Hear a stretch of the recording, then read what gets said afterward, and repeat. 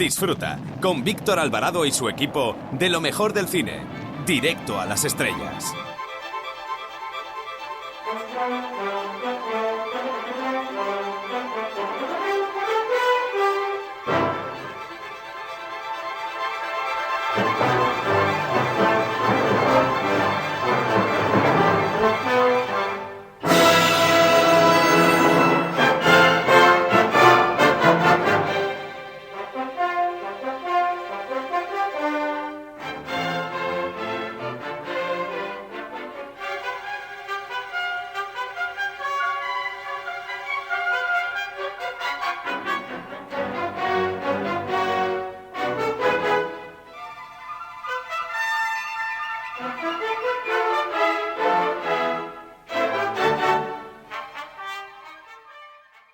La fe, la ética y los valores de los superhéroes. Un libro perfecto para dar la batalla cultural con una sonrisa.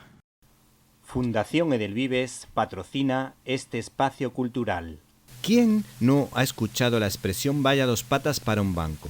Y esta frase hecha da en el clavo al referirse a los dos autores del cómic en cuestión, Daredevil, Día Gélido en el Invierno, en el que Steve McNiven, recordado por el excelente western Viejo Logan, que recordaba a los tres padrinos de John Ford, y Charles Soule, experto en Daredevil, nos ofrecen una joya en 3 actos del Diablo Escarlata. Charles Soule hace unos años tuvo una brillante etapa hablando del enfrentamiento político entre Matt Murdock y Kingpin, donde su formación en Derecho le permitía hacerse también con las escenas o viñetas judiciales, mientras que Steve McNiven ya había destacado en retratar a superhéroes de la tercera edad, como había sido el caso de Lobezno. Esa historia es súper interesante. Pues bien, la química entre ambos funciona en este caso como una máquina bien engrasada, donde percibimos desde el principio que se reunieron en ocasiones para sacar el mayor producto a cada una de las viñetas, desde el primer momento hasta el último. Hay que leerse el extra de cómo se les ocurrió crear esa primera escena tan significativa, en la que aparece un Daredevil con unos 65 años más reflexivo y maduro, pero con las mismas ganas de camorra que siempre, donde aparecen los personajes típicos de la cocina del infierno, como Frank Castle, el castigador, haciendo justicia por su cuenta, mientras Daredevil se interpone con el mandamiento del no matarás a sus rivales, el castigador y Elektra, para evitar más derramamiento de sangre, donde también aparece Bullseye, uno de los grandes enemigos de Matt Murdock, que saca su lado más sádico, y donde Elektra aparece de un modo imponente, como esa etapa de Frank Miller, en la que Frank Miller además le dio un toque muy especial al personaje. Charles Soule, su guionista, saca su lado más espiritual, en el que Daredevil acepta la voluntad de Dios en su vida y es feliz a pesar de la pérdida de tantos seres queridos. El reencuentro entre Matt Murdock y su amigo del alma, Foggy Nelson, tiene su encanto y está envuelto en el misterio. Hay frases muy significativas, como cuando Daredevil parece que reza en una inquietante lápida: me preguntó si tenía algún remordimiento. Le dije que no, ninguno, que todo lo que me ha pasado es parte del plan de Dios. Qué vida tan hermosa tengo. La necesidad de escudriñar responsabilidades profundamente es algo que me toca el corazón. A los sacerdotes les encanta. Otra viñeta bonita es una en la que Daredevil pone la otra mejilla cuando él se dedica a los más pobres y recibe un golpe de una persona que se encuentra por allí. El comedor le transmite paz y una de las personas que se acerca a él le dice. Otra viñeta muy chula, muy bonita, es una en la que Daredevil pone la otra mejilla cuando recibe un golpe de uno de los pobres a los que ayudan a un comedor social, y otro mendigo le dice: eres demasiado bueno para andar con los que yo ni siquiera andaría. Por otra parte, hay otra escena muy buena de esta auténtica joya, en la que se ve la confianza que Matt Murdock, es decir, Daredevil, tiene en Dios, cuando, rodeado de rivales, ya que después combatiría con Bullseye, dice lo siguiente: este es el camino que te han dado, Matt. Dios puede ser cruel, pero no tanto. No malgastaría a su guerrero con gentucilla como esta. Matt Murdock, o sea, Daredevil, no morirás hoy aquí.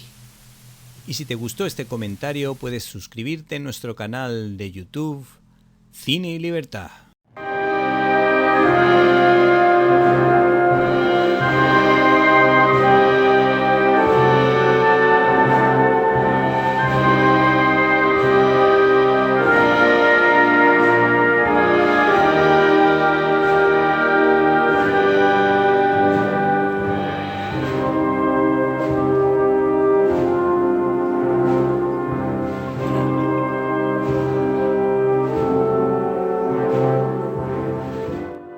Bienvenidos a una nueva edición de Directo a las Estrellas, tu programa de cine. Y después de una semana marcada por los reales decretos, sí o sí, sin pasar por el Parlamento y por el tema, por supuesto, de las vías y los trenes en España, nosotros dejamos a un lado la política para hablarles de los estrenos más importantes de esta semana, como Martí Suprem, el peliculón de esta semana con un Globo de Oro a Timothée Chalamet. También se estrena la película Enviad ayuda, una cinta de terror protagonizada por Rachel McAdams. Y por supuesto no pueden perderse A Ida y Vuelta, el regreso de esa serie a mundo del cine, de la mano de Paco León y por supuesto su actriz protagonista. ¿Se acuerdan ustedes de Carmen Machi? Pues bien, esta será la protagonista de esta historia. Por supuesto, en Críticas en un Minuto analizaremos los pormenores de una película que nos ha parecido muy buena, Hamnet, la cinta de Chloe Zhao, que a nuestro juicio debería ganar muchos Oscar porque es buenísima. Y no pueden perderse, eso sí, una entrevista muy interesante sobre maldiciones de cine. Comenzamos.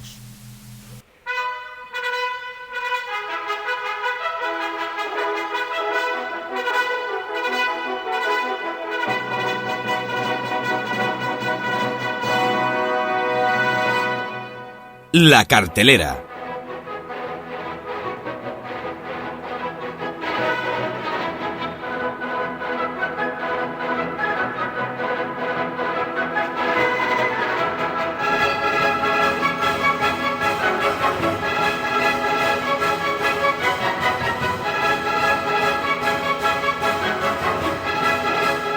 Señoras y señores, ladies and gentlemen, preparen el bol de palomitas porque el peliculón de esta semana se titula Martí Suprem. El género deportivo funciona muy bien en Estados Unidos, pero en España funciona fatal.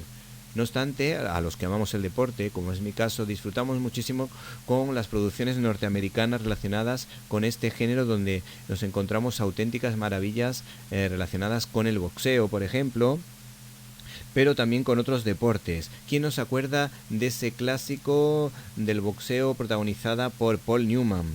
O, por ejemplo, esa historia también basada en hechos reales, El orgullo de los Yankees, donde se contaba la historia del jugador de béisbol Lou Gehrig, protagonizado por nada más y nada menos que Gary Cooper. Y que nos podemos decir de otras películas, por ejemplo, las relacionadas con el baloncesto, como por ejemplo Elegidos para la Gloria, en la que por ejemplo Jim Hammond era un entrenador que tenía que hacer ganar a un equipo bastante humilde en este deporte frente a auténticas estrellas de otros clubes más potentes. O por ejemplo esa gran historia de fútbol protagonizada por Sylvester Stallone, por el actor Michael Caine y por supuesto por Pelé.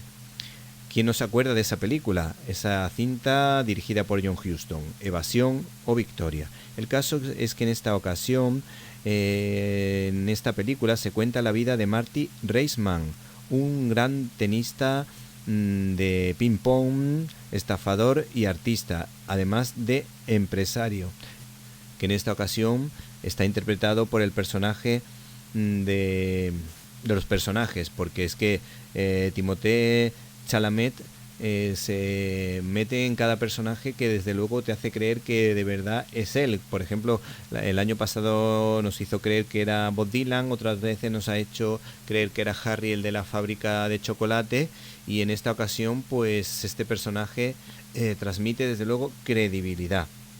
¿Qué más te podemos decir de esta producción? Pues hay que decir que esta cinta está avalada por el Globo de Oro que obtuvo este actor enfrentándose a grandes estrellas: Ethan Hawke, George Clooney, que lo hace muy bien en la película Jake Kelly, y también Leonardo DiCaprio, que participaba en una batalla tras otra, o sea que los rivales eran bastante potentes y él los ha conseguido derrotar a todos en esta producción del director Josh Safdie.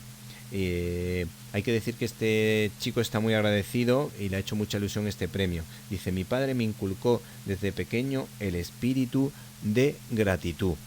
Eso me permitió salir de esta ceremonia el año pasado con las manos vacías, pero la cabeza alta, agradecido simplemente por estar aquí. Pero mentiría si dijera que este momento no hace que aquellos momentos sean mucho más dulces. Muchísimas gracias. Estás escuchando Directo a las Estrellas.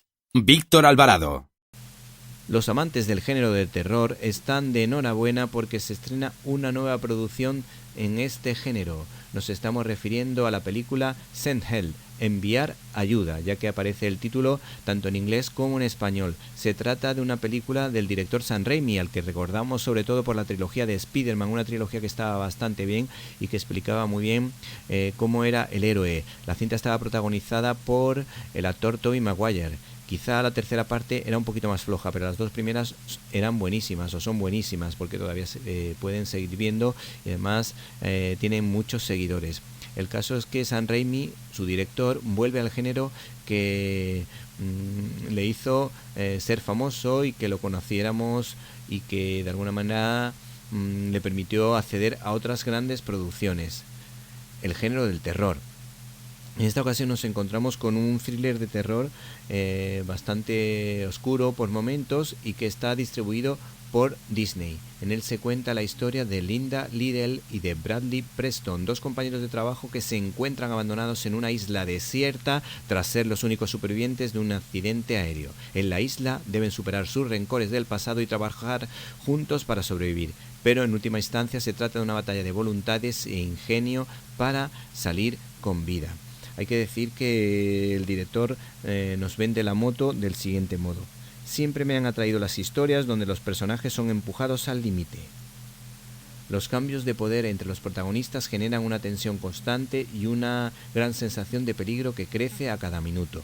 Bueno, se trata de una película de terror e intriga con algunos giros argumentales potentes, y aquí por lo que se ve se dan todos mucho jabón porque Sam Raimi dice lo siguiente del trabajo de Rachel McAdams. Dice: eres amable, considerada y una colaboradora brillante. Eres una auténtica estrella de cine. Por otra parte, hay que decir que a Rachel McAdams la recordamos por dramas, por comedias, pero sobre todo por una comedia muy buena como Una cuestión de tiempo, en la que compartía el protagonismo con el actor irlandés Donald Gleeson, que dijo lo siguiente sobre esta mujer. Dice: no está bien ser una estrella de Hollywood, una actriz característica con talento para la comedia y para el drama, y la persona más adorable que he conocido nunca. Una actriz extraordinaria con la que siempre empatiza. Haces todo mejor y cada película y cada personaje siempre sale bien. Hay que decir que esta mujer pues es muy querida por este actor, y aquí se vuelven a dar un poquito de jabón. Y hay que decir que Una cuestión de tiempo es una comedia que hay que ver sí o sí, porque es una de las mejores comedias para mí de todos los tiempos, muy divertida, muy original y que merece muchísimo la pena. El caso es que en esta ocasión Rachel McAdams tiene un papel un poquito más amargo que en otras ocasiones, ya que nos va a hacer pasar miedo, mucho miedo, en su nueva producción que se titula, como decíamos, Send Help, enviad ayuda.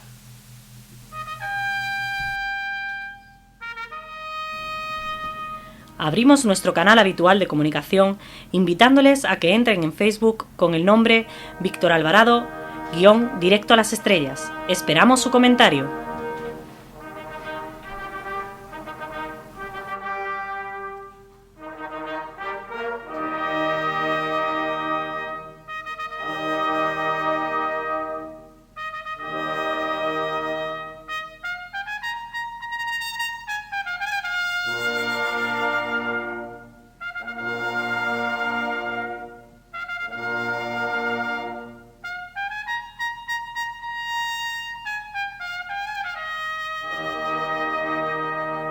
Estás escuchando Directo a las Estrellas.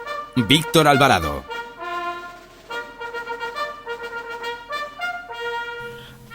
@CineLibertad es nuestra cuenta de Twitter. Para escuchar tus agudos comentarios te esperamos en @CineLibertad.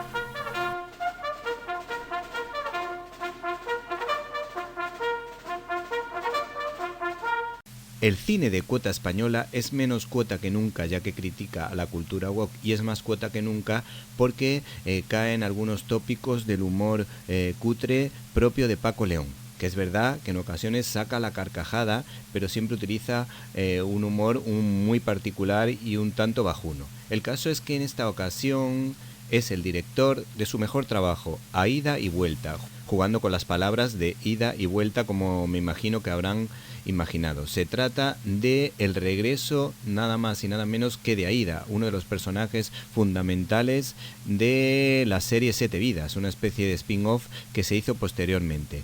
Hay que decir que esta película está dirigida por Paco León, como decíamos, al que acompañan los clásicos de toda la vida, Paco León, Carmen Machi o Mariano Peña, entre otros muchos. Y es que en esta ocasión este grupo de personajes se reúnen para contarnos la vida por dentro y por fuera de un rodaje de esa serie.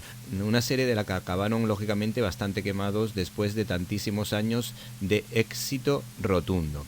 El argumento es el siguiente. A Ida y Vuelta cuenta la historia de cómo se aborda el rodaje de un capítulo de la serie con tramas que transcurren tanto dentro de la ficción con los personajes de Aída como fuera de ella con los propios autores y sus relaciones, yendo más allá y dando pie a reflexionar sobre temas como los límites del humor, del trabajo del cómico y de la fama. Bueno, nosotros hemos encontrado una crítica bastante interesante de esta película. Pero antes nos gustaría aclarar que Carmen Machi fue la promotora de esta idea, pero puso como condición que Paco León fuese el director de la película. Y hemos encontrado una crítica muy interesante de Juan Luis Sánchez de Cine 21, donde con inteligencia y sentido del humor nos habla de esta producción. Va en la línea de Carmina y Revienta y del resto de producciones dirigidas por Paco León, que tienden al humor soez y provocador, con un chascarrillo con la bandera española que puede resultar bastante molesto. Pero el cineasta afirma su mejor trabajo, pues incluye una acertada crítica a la cultura de la cancelación y una reflexión que viene a decir que cualquier persona, por muy buen corazón que tenga, puede tener un mal día y si se sacan de contexto sus palabras quedará fatal. Se critica la dificultad actual para hacer humor cuando pueden surgir de cualquier sitio asociaciones o minorías ofendidas. Además, el autor lanza una carta de amor al producto original, argumentando que hacía pasar un rato divertido a personas con problemas y que resulta difícil dar con personajes a los que el público tome cariño. Hola, me llamo Íñigo Montoya. Tú mataste a mi padre. Prepárate a morir. Estás escuchando el Directo a las Estrellas con Víctor Alvarado. No te lo pierdas.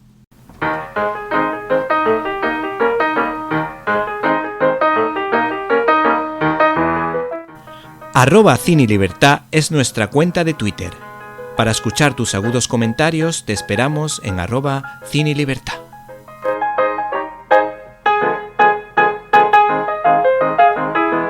Y si te gustó este comentario, puedes suscribirte en nuestro canal de YouTube Cine y Libertad.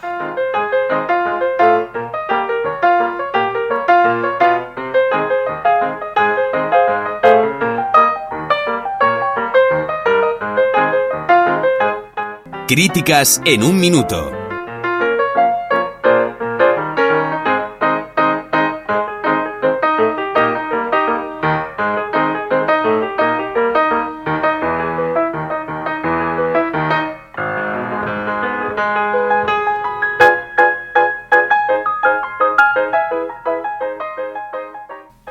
Una de las películas más sólidas de la carrera por los Oscars de este año es Sí o Sí, Hamnet, cuyo título hace referencia a la obra de Hamlet de la mano de la oscarizada Chloe Zhao, que adapta la novela de Maggie O'Farrell de un modo brillante. Es un drama en toda regla con varios momentos luminosos que te atrapan desde el primer minuto, con un lado misterioso, hasta el final con un emocionante último acto que refleja cómo en la época de William Shakespeare se vivía la magia del teatro, pues uno tiene la sensación de estar allí dentro como si esos actores estuviesen en vivo y en directo con nosotros. Hamnet cuenta la historia de amor entre Agnes y William Shakespeare y es un canto al matrimonio, a la maternidad, a la confianza del uno en el otro, dándose entre ambos cierta libertad, donde una mujer muy expresiva decide lidiar con un hombre bueno que tiene dificultad para expresarse directamente, pero que a través de sus obras de teatro canaliza sus sentimientos. Fundación Edelvives patrocina este espacio cultural. La fe, la ética y los valores de los superhéroes. Un libro perfecto para dar la batalla cultural con una sonrisa. La producción ha obtenido varias nominaciones a los Oscar. Quizá los más destacados a mi juicio serían el de Mejor Película y, por ejemplo, el magnífico guión a 4 manos, ya que Chloe Zhao y Maggie O'Farrell han escrito el guión de manera conjunta. Y, por supuesto, a la labor de la actriz Jessie Buckley, que es una auténtica maravilla, pues su trabajo está lleno de matices y su labor encandila al espectador y lo conquista con su encanto, al que le da la réplica Paul Mescal. Y es que hay que decir que esta obra tiene un toque muy irlandés. Seguramente la versión en inglés, el inglés que se escuche, tiene que ser excelente por su buena pronunciación. La química entre Agnes y su hermano es maravillosa. Hay una frase que lo dice todo, ya que entre ambos suelen decir de manera conjunta que hay que tener el corazón abierto a lo que llegue, así como los gestos que uno tiene con el otro, cargada de cariño y complicidad, apostando fuertemente por la vida. Se percibe una especial relación entre la madre de Shakespeare, muy rígida, pero cariñosa frente a la mentalidad más bien católica de su mujer y de Shakespeare, que se ha descubierto por unos documentos que era católico y suponemos que en secreto ante la persecución anglicana. Es de gran belleza el modo en el que William Shakespeare le muestra a su mujer una vía para sanar el dolor por la pérdida de un hijo. De ahí que el escritor de las Islas Británicas escribiera esta obra para mantener vivo su recuerdo. Y es que la obra de Hamlet tiene mucho que ver con su hijo Hamnet. Y si te gustó este comentario, puedes suscribirte en nuestro canal de YouTube Cine y Libertad. La fe, la ética y los valores de los superhéroes. Un libro perfecto para dar la batalla cultural con una sonrisa. Fundación Edelvives patrocina este espacio cultural. Fundación Edelvives patrocina este espacio cultural. Estás escuchando Directo a las Estrellas. Víctor Alvarado. Nuestro invitado de hoy debe estar curado de espanto, pues ha conocido las desgraciadas vidas de James Dean y Marilyn Monroe. Se sabe de memoria la película del exorcista y La semilla del diablo, y aún así todavía se emociona cuando ve Mujercitas. Responde al nombre de Luna, David Luna, y es el autor junto a Rebeca Elizegui de 13 maldiciones de cine, de Nostradamus a Harry Potter de Red Book Ediciones. Buenas tardes. Muy buenas tardes, ¿qué tal? Bueno, pues, en primer lugar hay que decir que este libro es muy entretenido y está ilustrado por Rebeca Elizegui, como decíamos, que utiliza la técnica del collage para acompañar tus explicaciones. Están contadas además como si fuesen historias. ¿Qué nos puedes decir de tu compañera de trabajo? Pues sí, efectivamente, como decías, Rebeca ha ilustrado este libro magníficamente. Es una ilustradora muy conocida, sobre todo en el mundo del collage, bueno, de las artes plásticas en general, pero del collage en particular. Ha expuesto desde Los Ángeles a Berlín, Varsovia, ha hecho colaboraciones con el Thyssen, en fin. Es una artista muy digamos, ya conocida. Y hemos trabajado anteriormente en otro libro y ahora en este 13 maldiciones de cine, y de hecho lo he ilustrado con más de 60 collages. Hace collages principales para cada una de las historias y después hace pequeños collages que se van integrando en el relato, en ese ensayo o crónica de todo lo que sucedió. Normalmente los que tenemos hijos sabemos que de vez en cuando nos toca hacer algún collage y no tenemos siempre el material adecuado. Empezamos a recortar, a buscar revistas de cine, de cultura y hacemos lo que podemos.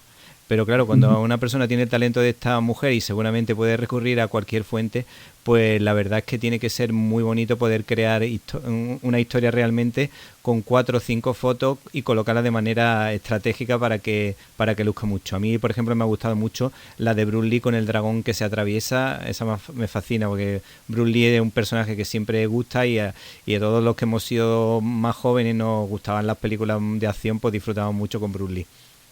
Sí, ella además es que hace unos collages, lógicamente lo que dices tú, ¿no? Todos pensamos, bueno, espérate, aquí junto 4 fotografías y ya verás. Y luego el arte no es tan sencillo, ¿no? Sí. Y ella lo hace con una elegancia extraordinaria. Yo conozco a muchos collajistas porque es un arte que me interesa, e inmediatamente si veo un collage de Rebeca, sé que es suyo, o sea, se le identifica rápidamente. Y luego además, Rebeca no solo ha ilustrado el libro, sino que también lo ha maquetado. Entonces, esta maquetación tipo cine con estas letras Broadway, pues ese gusto suyo tan refinado, la verdad que es verdad que ha dejado un libro bellísimo. Sí. Bueno, acabas de comentarme que escribisteis otro libro de manera conjunta que hace referencia al Club de los 27. Es bastante curiosa la idea y nos gustaría que nos contases qué nos podemos encontrar también en ese libro. Y luego ya pasamos al segundo y así hacemos un 2x1. Perfecto. Sí, Eterno 27 lo hicimos hace un par de años con la misma editorial, con Manuel Tropo, siguiendo un poco la misma estructura, en la que en este caso, en el caso de Eterno 27, lo que hicimos fue 27 historias, lógicamente era un número ideal, donde narramos pues esas vidas, esas aventuras y desventuras, la mayoría muy desgraciadas, de todos esos músicos que mueren a la edad de 27 años, tal vez fruto de una maldición. Nos encontramos personajes como Jim Morrison, como Jimi Hendrix, como Amy Winehouse, como Kurt Cobain, Janis Joplin, en fin, una cantidad de músicos importantísimos. Y, como digo, pues narramos su vida, no de una forma ensayística, es decir, no son datos fríos, sino, narrándolo de una manera, digamos, novelada, con pequeños elementos de ficción, pero todo con una documentación exquisita en la que, no contamos nada que no haya sucedido, no nos inventamos más que lo estrictamente necesario para que la historia tenga un hilo, ¿no? Sí. Y la verdad que, el libro funcionó tan sumamente bien con la editorial que nos propusieron, hacer otro. Y en esa línea de maldiciones, yo soy muy, muy aficionado al cine y consideré que había ahí un filón maravilloso en todas esas maldiciones cinematográficas. Sí. Bueno, te iba a cantar una canción muy graciosa de un cantautor malagueño que hacía unas versiones súper divertidas, pero tampoco es que fuese un buen músico, pero la verdad hacía referencia a esos cantantes que hacían, de alguna manera se convirtieron en iconos por su temprana muerte, y decía la canción que es que te va a parecer graciosa simplemente, decía: yo soy grunge y tengo los pantalones caídos, yo soy grunge y a mi novia le gusta Kurt Cobain. Y una cosilla así, ¿no? Y entonces, para que tú veas hasta dónde llegan las míticas estas figuras de cantantes que marcaron una época y que murieron jóvenes. Pues centrándonos un poquito en el libro, ¿cómo os ponéis de acuerdo a la hora de preparar cada una de las historias? Bueno, pues la verdad es que trabajar con Rebeca es un placer. Hemos hecho un equipo muy, muy bueno, creo que nos entendemos muy, muy bien. Eso no es tan sencillo en estos mundillos, pero la verdad que con ella ha sido una cosa muy, muy rodada. Ya veníamos de Eterno 27, por lo tanto todavía ha sido más fácil porque ya entendemos un poco más la dinámica. Entonces, de todo lo que es el guión y el contenido, pues me encargué yo. Entonces, pues seleccioné unas películas, y no solo películas, sino también personajes cinematográficos o bien sagas, porque no son solo películas concretas. Y después de documentarme sobre estas maldiciones, escribo, como digo, esa crónica literaria sobre lo sucedido, se lo iba mandando a Rebeca. Y Rebeca, bueno, pues iba haciendo sus collages, me los iba enviando, ella me iba dando indicaciones, oye, esta parte del relato, ¿cómo ves? Sí. Y yo igual le iba dando indicaciones, ¿no? Decía, esto no se termina de entender, ¿por qué has puesto este elemento? Pues mira, si lo pongo de esta manera, en fin, entonces con una comunicación muy fluida, Sí. La verdad es que, bueno, pues fuimos colocándolo todo y ya el conocernos también y, bueno, pues la verdad que salió muy, muy, muy fácil. Por supuesto, conlleva mucho tiempo y mucho esfuerzo, pero la verdad que dificultad a ese nivel creativo no hemos tenido nunca, Rebeca. Mira, se te escucha un poquito, que se va un poquito de arriba y abajo, no sé si te estás moviendo. Bueno, me muevo un poquito, pero sí, no sé si... Pues mantente más quietecito, venga. Un poquito más sí. Es que si no se van algunas cosillas que no pilla la audiencia, sobre todo los que necesitan audífonos. Yo por todavía no, pero supongo que las personas mayores que también escuchan la radio, pues se les puede ir un poquito. Bueno, ahora si te parece vamos hablando un poquito de algunas historias que nos han llamado la atención. Y la primera de ellas es una figura indiscutible dentro de las maldiciones, que es James Dean, que solo llegó a poder protagonizar 3 historias, 3 películas, donde además Elizabeth Taylor tiene bastante importancia, ya que participaron y estuvieron juntos en la película Gigante. Sí, sí.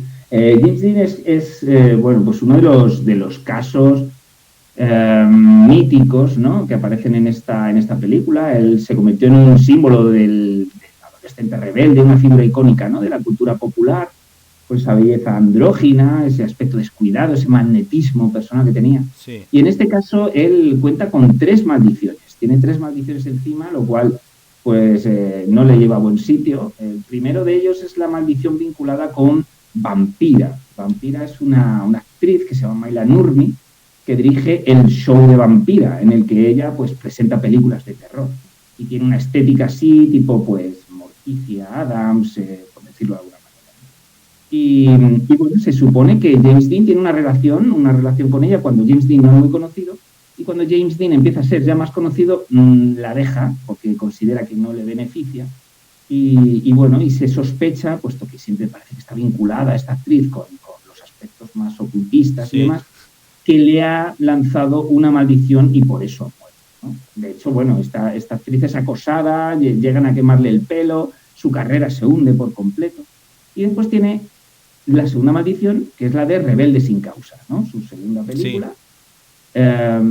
¿Por qué? Porque hay un fallecimiento del trío protagonista. No solo muere James Dean, sino que también muere Sal Mineo por un apuñalamiento durante un robo, un asesinato muy sospechoso, del que damos más pistas en el relato. Y también muere Natalie Wood, también en el barco, un ahogamiento, la famosa historia del barco. Exacto, en circunstancias nunca aclaradas. Ahí está con Robert Wagner y Christopher Walken, hablan de celos, discusiones. Ella abandona el barco, se cae al agua y parece ser que, bueno, el abrigo de plumas se empapa de agua y la arrastra hacia abajo. Y después está la tercera maldición que arrastra el pobre James, que es la maldición del Little Bastard, el coche con el que él se mata, ¿no? Curiosamente, lo que es la maldición, que siempre le gusta rizar el rizo, él había sido contratado por el Comité Nacional de Seguridad Viaria para concienciar de los peligros al volante, días antes de mudarse. Sí. Lo cual es sorprendente, ¿no? Y entonces, cuando él, se mata, este coche, lo compra George Barris y, bueno, pues ya en el taller se suelta, rompe las piernas uno de los mecánicos, después lo venden por piezas. Y el que compra el motor, otro piloto, otro Iman Henry se llama, muere estampado contra un árbol. El que compra la caja de cambios también tiene otro accidente, no muere, pero sí sufre heridas graves. En el taller se incendian todos los coches menos este. En la gira por Estados Unidos también se cae del stand donde se expone y rompe una cadera a un visitante. Y al final el coche desaparece misteriosamente durante un traslado de Miami a Los Ángeles. O sea, es un misterio tremendo. Entonces James Dean estaba, la verdad, que cogido por todas partes de una manera maldita. La verdad que ya llegó a pensar que podía ser el motor del coche de Alex Raymond, el creador de Flash Gordon, que también le gustaba mucho la velocidad y murió en un accidente de tráfico bastante joven. Sí. Aquí incluso el mecánico que lo acompañaba en el accidente, él se salva él su acompañante, que es Rolf y un apellido muy difícil de pronunciar, Sí. Withrich o algo así. Sí. Y él termina cayendo en el alcoholismo, la depresión, a partir de ese accidente. Termina en un psiquiátrico por apuñalar a su esposa y finalmente se mata en otro accidente en Alemania. O sea, todo es una locura. Las historias que se cuentan en este libro, yo creo que el lector va a ir a buscar los datos porque yo creo que no va a terminar de creerse. Es una auténtica barbaridad. A mí particularmente es un actor que no me gusta mucho, aunque me parece muy buen actor, ¿eh? Lo que pasa es que las películas que tiene los personajes son muy sórdidos, muy siniestros, y a mí particularmente me gusta sobre todo en la película de Gigante, que es una gran película y que me encanta que James Dean esté porque creo que le va el personaje. Bueno, a mí Alastair Eden también me gustó muchísimo. ¿Te gusta? Quizá la que menos me gustó, Rebelde sin causa, Sí. pero que igualmente tiene muchísima fuerza y que está pues muy integrada, ¿no? en la maldición. Sí, sí. Bueno, ya que estamos hablando de maldiciones, Elizabeth Taylor también podría estar en esta historia porque su vida está marcada por 3 desgracias también, ¿no? Se casó y se divorció 2 veces de Richard Barton, que era el hombre de su vida, aunque luego se casó un montón de veces. Era amiga íntima de James Dean y al poco tiempo murió, y también era muy amiga de Montgomery Clift, que incluso ella le salvó en un accidente porque Montgomery bebía muchísimo, cogió el coche y esta mujer después del accidente vio a su amigo, se metió entre los hierros y sacó a Montgomery Clift. Pero es que Montgomery Clift... De hecho, esta historia es que se cuenta en otra de las maldiciones, ¿no? Eso es lo que te iba a decir. Sí. Exactamente. En Vidas Rebeldes se cuenta porque Montgomery Clift es uno de los implicados, ¿no? Y justo lo que tú comentas, ¿no? Él tiene un accidente bajando precisamente de la casa de Dick Taylor, que parece que la bajada era muy sinuosa, y termina teniendo un accidente y es ella la que, de forma muy valiente, desde luego, al ser muy menudita, se mete entre los hierros porque ve que Montgomery Clift se está ahogando. Y consigue sacarle, esto es muy turbulento, pero consigue sacarle los dientes de la garganta, que es donde se le habían metido después del accidente. Sí, sí. Entonces, sí, la verdad que Ellie Taylor está como muy vinculada a todos estos personajes. Sí, sí. Bueno, en Vidas Rebeldes también me ha llamado muchísimo la atención la desgraciada vida que llevaron todos ellos. Bueno, Clark Gable no, porque tuvo mucho éxito en la vida, aunque también perdió a la mujer de su vida. Tenemos por ahí también a Montgomery Clift y, por supuesto, a Marilyn Monroe. Pero quizá lo que más me ha gustado, que ese detalle yo no lo sabía, es que el guionista fue cambiando muchas partes del texto para que de alguna manera dejar mal, por ejemplo, a Marilyn Monroe. No sé si nos puede explicar ese apartado. Sí, la verdad que la historia de Vidas Rebeldes es interesantísima. Creo que es una de las historias que aparece en este libro menos conocida, ¿no? La gente normalmente, pues maldiciones de cine, pues se va al Exorcista, se va a Bruce Lee, se va a La Profecía, pero Vidas Rebeldes no es tan conocida en esta línea. Y, en efecto, Arthur Miller era el marido entonces de Marilyn Monroe y le escribe este guión para ella, para que por fin pudiera lucirse, porque ella era una gran actriz, ella se había formado en el Actors Studio y, bueno, pues era además muy intelectual, una mujer muy intelectual que, bueno, pues todos esos elementos estaban ocultos o tapados por su belleza, ¿no? Siempre le daban los mismos papeles.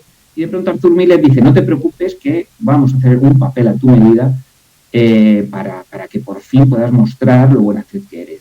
Y muy al contrario, ese regalo pues se envenenó, ¿no? Porque Arthur Miller, en efecto, iba cambiando el guión cada noche, lo que generaba muchísima inseguridad, una inseguridad que ya tenía de por sí, porque es cierto que tanto Marilyn como Gable como Clift están en pues unos de los peores momentos de su vida, no solo artística, sino también personal. Se juntan estos 3 grandísimos actores en un momento no muy bueno, digamos. Y Arthur Miller empieza pues a poner diálogos terroríficos, porque eran diálogos que él había tenido en la intimidad con Marilyn Monroe. Empieza a reflejarla como una mujer, pues otra vez florero, o a la que le persiguen los hombres, una mujer que olvida, que es olvidadiza. Comienza la película y ella va a divorciarse a Reno y allí olvida lo que le tiene que decir al juez, y es que ella olvidaba muchas veces sus líneas de diálogo. Es decir, iba como a la línea de flotación, ¿no? Como a hacer daño.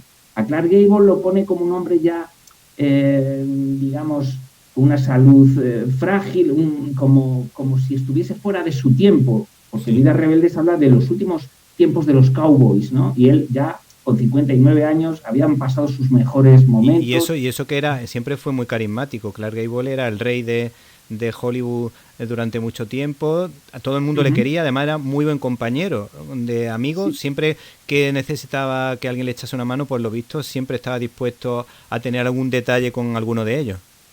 Sí, pero lo que pasa es que ya en estos tiempos ya había cambiado, ese héroe ya no era el de Clark Gable, era ya de otra manera, más rotos, y él pues también iba cumpliendo años como es normal, y de hecho no solo era buen compañero, que lo era, sino que sirvió a Marilyn Monroe como un padre platónico. Ella, cuando imaginaba a su padre, al que no había conocido, imaginaba siempre a Clark Gable. Y de pronto se encuentra protagonizando una película con Clark Gable, aunque teniendo una relación con él, lo cual es un poco extraño. Y después tenemos a Montgomery Clift, el tercero, el que sabes, que lo acabamos de decir, que tuvo un grave accidente, se queda desfigurado, y a Arthur Miller no se le ocurre otra cosa que ponerle, primero, como un alcohólico al personaje, que ya lo era, sino que además se pone a hablar con su madre por teléfono y le dice, no, mi cara ya está bien, ha quedado como nueva, no me reconocerías. Porque la película lo pone como si hubiera tenido un accidente con un caballo. Es un poco como, voy a darles donde les duele. Una cosa muy retorcida. Sí, además que mucha gente, por lo visto en el cine, intentaba buscar el lado malo de Montgomery Clift en las películas después de ese accidente. O sea que el morbo esa idea corría por los espectadores, pero claro, este hombre con muy mala idea pues utilizó el lápiz precisamente como un bisturí. Sí, de hecho, incluso ya te digo que cada historia es que riza el rizo. Incluso en el mismo rodaje él inicia una relación paralela con la fotógrafa Inga Morag, que se convertía en su futura esposa.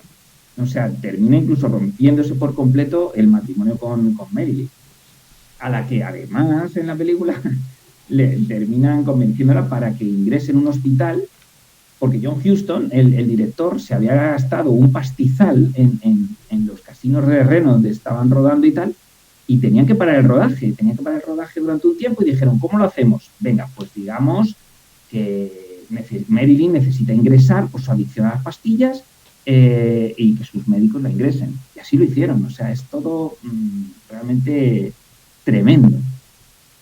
Sí. Ahora, si te parece, vamos a dar un salto. Y en esta ocasión vamos a hablar del fenómeno de J.K. Rowling, de Harry Potter. Todos conocemos que hay un Potter en el cine clásico malísimo, que es el de Qué bello es vivir, pero aquí tenemos un Potter que trataba de hacer todo lo posible por salvar a su mundo. ¿Qué nos puedes contar sobre todo de los inicios de J.K. Rowling y cómo ese inicio tan particular se convirtió en éxito? Sí, pues esta es otra de las maldiciones que la gente, se sorprende, ¿no? Por eso tenemos ese subtítulo de Nosferatu a Harry Potter, ¿no? Es como, Harry Potter también está entre los malditos, ¿no? Pues sí, por muchos elementos. Y uno de ellos, desde luego, es la creadora, Joanne Rowling, J.K. Rowling, que ella empieza a escribir Harry Potter y la piedra filosofal, que es el primero de los libros, lo empieza a escribir en un tren, visitando a su novio, ¿no? Y la verdad es que tiene una vida bastante complicada, el novio la deja, su madre muere, estaba ella muy vinculada con su madre, y por eso convierte a la muerte como en un tema central, ¿no? de Harry Potter. Se marcha finalmente a Oporto, allí empieza otra relación y es maltratada, vuelve a escapar, esta vez con una hija. En fin, todo bastante difícil, una vida muy difícil. Ella llega a pensar en suicidarse, pero pues su hija, ese ánimo por su hija, y tengo que terminar esta historia que de pronto le llegó en ese viaje de tren, pues la anima a continuar, y esa historia que escribe pues empieza a mandarla a editoriales, es rechazada hasta en 12 ocasiones, hasta que, Bloomsbury pues decide darle una oportunidad, a partir de que la hija del director empieza a leer el manuscrito y dice, quiero más de esto, ¿no?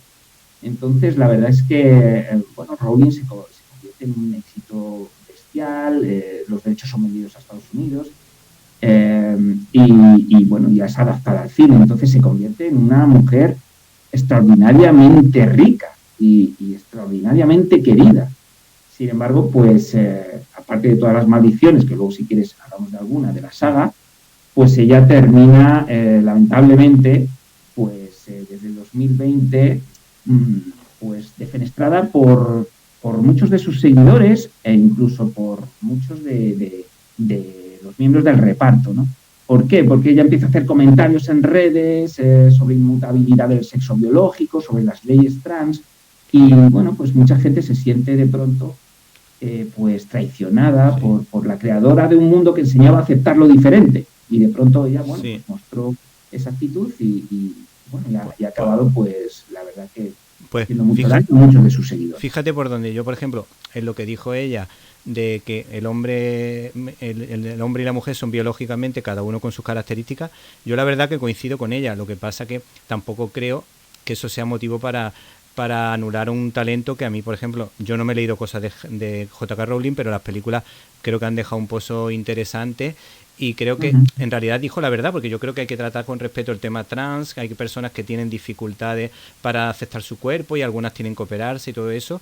O sea, que yo creo que eso es así, pero también que dijo una verdad, que, o sea, que no dijo biológica. Tú le preguntas a un médico y te dice eso. Ya otra cosa que tú estés de acuerdo o no con los planteamientos, pero es verdad. Era más complicado, no era tan sencillo, sino que sí que había un elemento de odio, había ahí un poco, se rió de determinadas cosas, en fin. Es un tema más complejo, es todavía más complejo. Sí, lo que pero pasa, bueno, nosotros ahí no entramos. Yo te lo comento nada más por el tema de que, claro, la cultura woke en ese momento tenía una fuerza y cualquier cosa que dijera ya podía volverse en tu contra. Como, por ejemplo, Areva lo mismo, el de los chistes, decía, yo es que hay ciertos chistes que ya no puedo contar.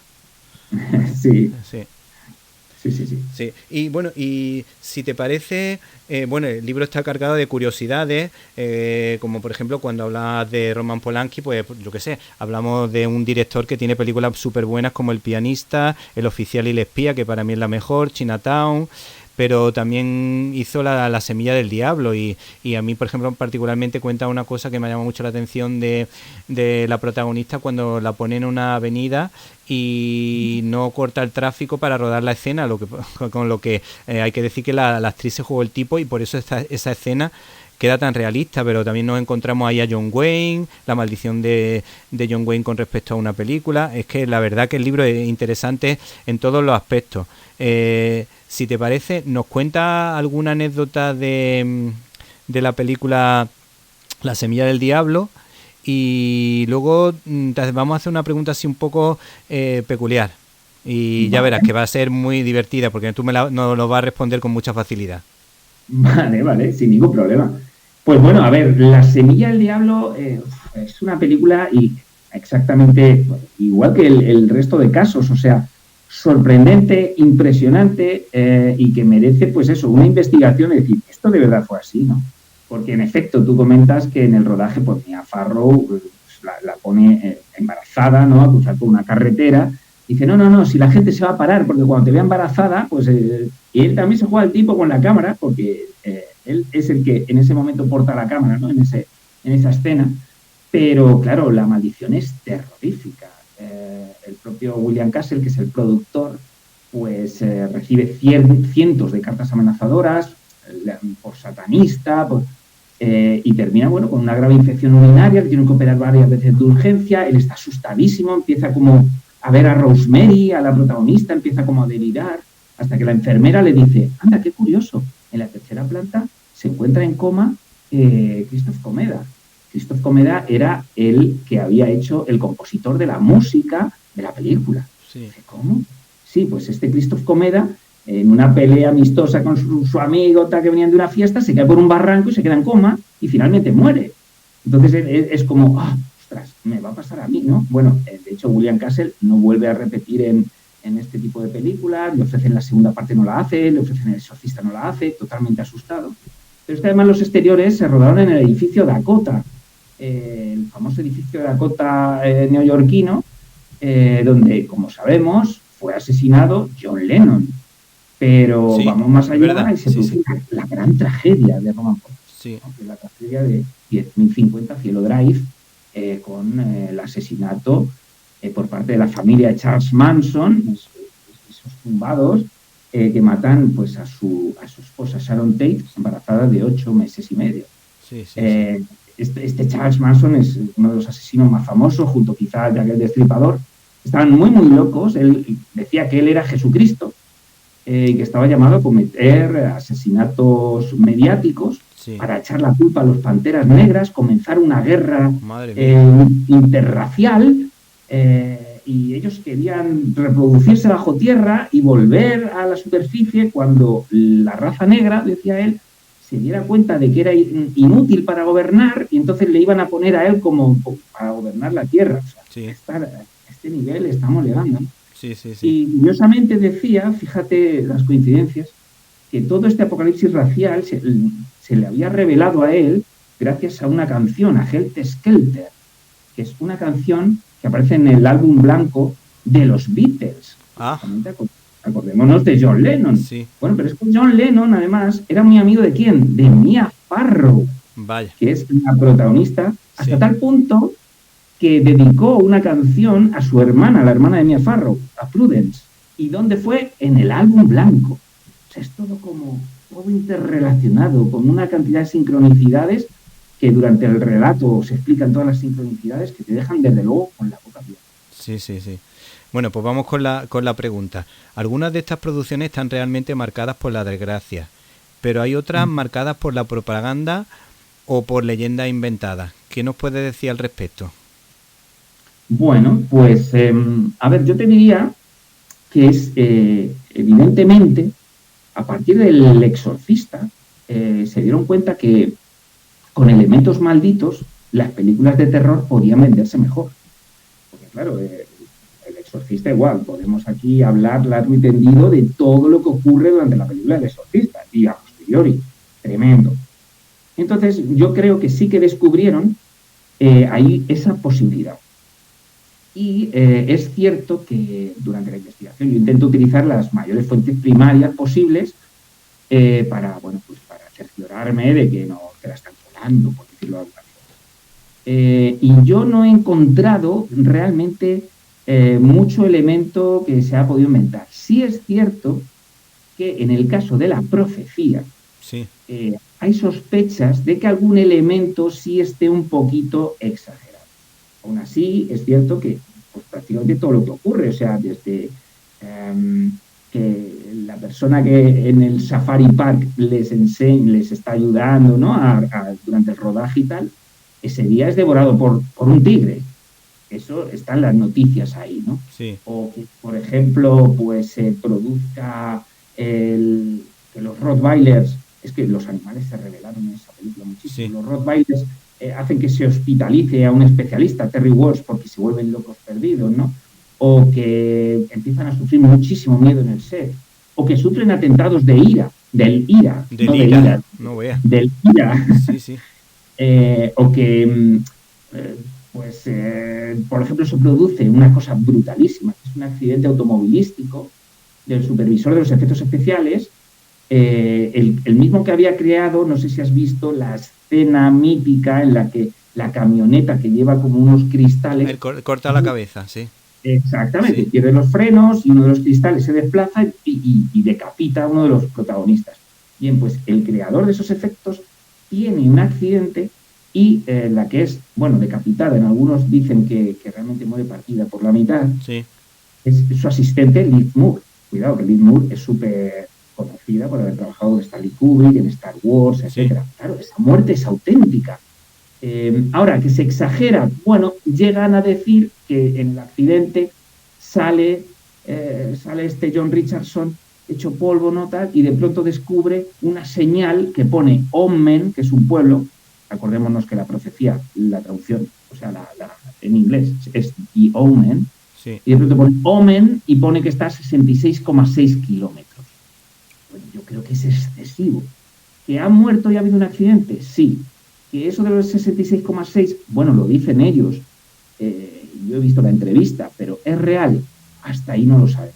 Lo único que sí sabemos es que La película, que era de bajo presupuesto, costó algo menos de $3 millones y en publicidad se gastaron 15 millones. Sí.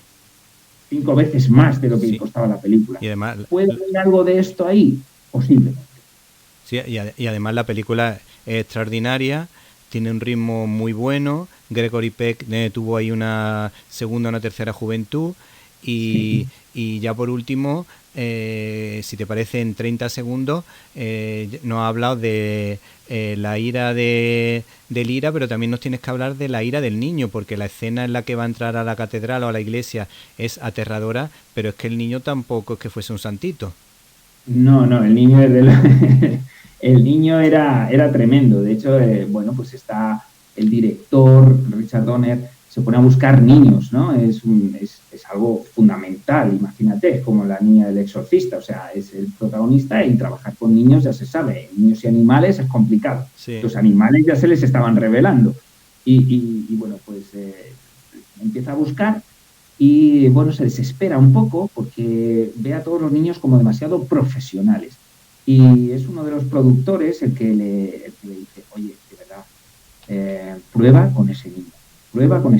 El niño es rubio, ojo, en la realidad el niño es rubio. Sí. Y dice, bueno, venga, pues vamos a probar, ya que insistes. Y entonces le dice precisamente, le comenta la escena que tú dices, ¿no? Cuando van en el coche y va a entrar en la iglesia y tal, y dice, venga, ponte a pelear un poco conmigo y tú haz como que te resistes un poco, le dice al niño. Bueno, el niño se lía a pegar puñetazos hasta el punto que le da en la entrepierna a Richard Donner, que le deja sin respiración, y dice, teñidse el pelo de negro, hemos encontrado a nuestro Damien. O sea, el niño... y durante el rodaje, al parecer, todos los actores y actrices estaban hasta las narices de él.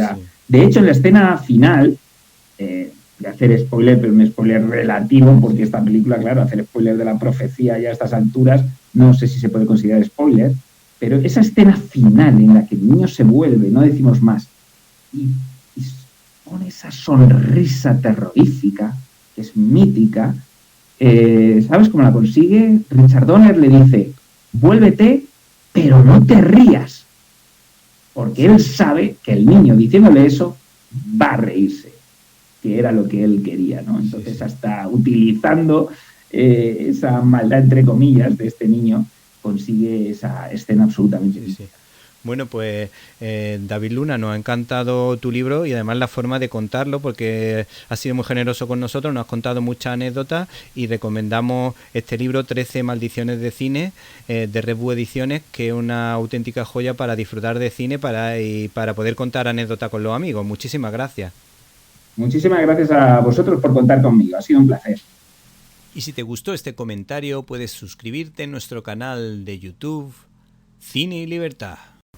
Bueno, llegó el momento de la despedida, pero antes quiero agradecer el trabajo a todo el equipo de Directo a las Estrellas. Un abrazo para Antonio, Irene, Guadalupe, Jaime, Carlos y Javier, sin los que hubiese sido imposible realizar este programa.